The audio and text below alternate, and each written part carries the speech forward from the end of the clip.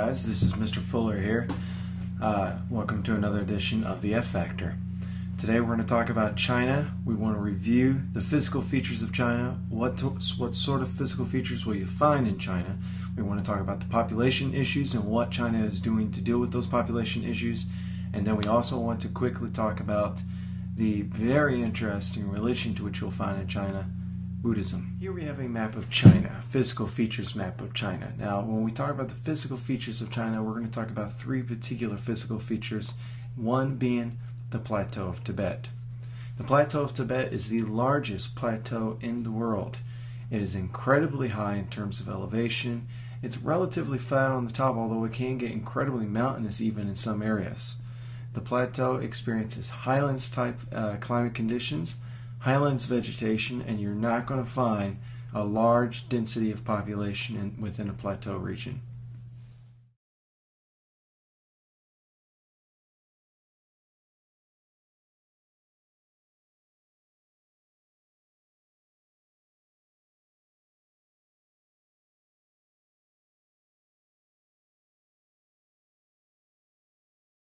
Next up, we have the Himalayan Mountains. The Himalayan Mountains is the largest mountain range in the world. It is a mountain range which separates India from China. This mountain range is continually getting larger due to the plate tectonic movements. The Himalayas is also the home of the largest mountain in the world, Mount Everest.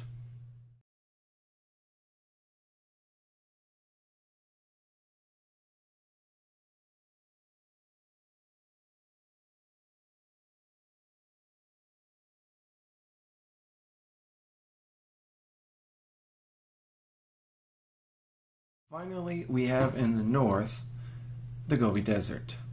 The Gobi Desert is the driest desert in the world. It is not the largest. The largest desert is the Sahara and northern Africa, and the hottest is the Arabian Desert in the Middle East. But the Gobi Desert does indeed hold the record for being the driest desert in the world. If you find any vegetation at all within the Gobi Desert, the only type of vegetation that you'll experience or see will be desert scrub vegetation. As far as climate conditions are concerned, obviously with desert you're going to get arid to semi-arid type climate conditions.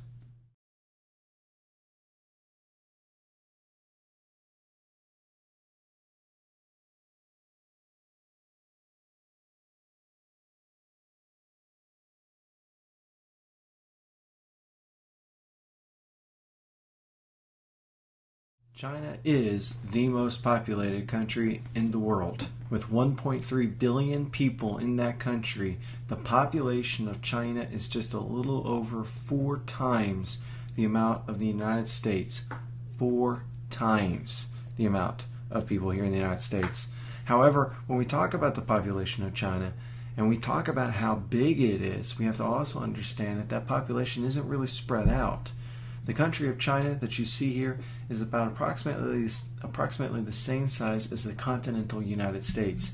And yet, because of the Himalayas, because of the Gobi Desert, and because of the Plateau of Tibet, those 3 areas prevent Chinese citizens from living there.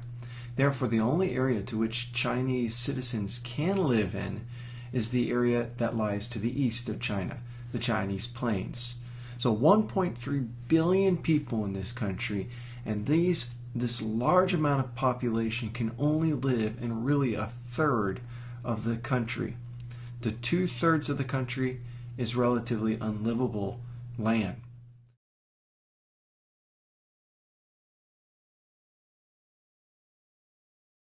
China's primary religion is Buddhism. Now, Buddhism was founded by a man by the name of Siddhartha Gautama. Now, Siddhartha Gautama was actually not Chinese. He was from the country of Nepal, which is just south of Japan and north of India. Now, Siddhartha Gautama lived a near-perfect life within his castle walls. He was a prince of a kingdom. But one day, as he escaped those castle walls and began to converse or talk with those commoners within his kingdom, he began to understand suffering and see it for the first time of his life. This really shocked him and caused him to leave his own kingdom and escape his near-perfect lifestyle.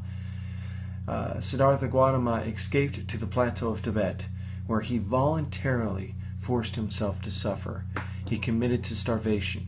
He dressed in rags. He lived a homeless life. He slept in every climate condition and weather pattern possible, just to intentionally cause suffering to his own body and to his mind. Once he became to understand what suffering is caused by and what can be done to prevent suffering, he entered at that point a new level of wisdom, a new state of mind, which is called nirvana.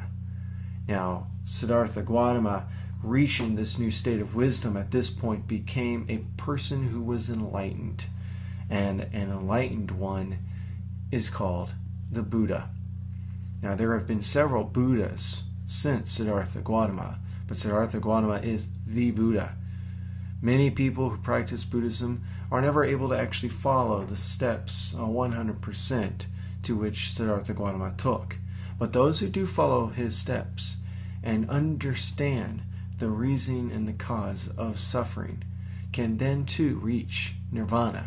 And when they do, they will become an enlightened individual and therefore be called a Buddha as well. Okay, if you've logged in to watch this video, most likely you watched it for the extra credit opportunity rather than the other stuff that we've just talked about. So here we go, extra credit. This man right here is often referred to as the Buddha as well. And yet the Buddha that we just talked about, Mr. Siddhartha Gautama, was nothing like this man. He was very thin. He committed himself to starvation just to understand suffering. So here's the question. Who is this man? And where did we get this image of the Buddha?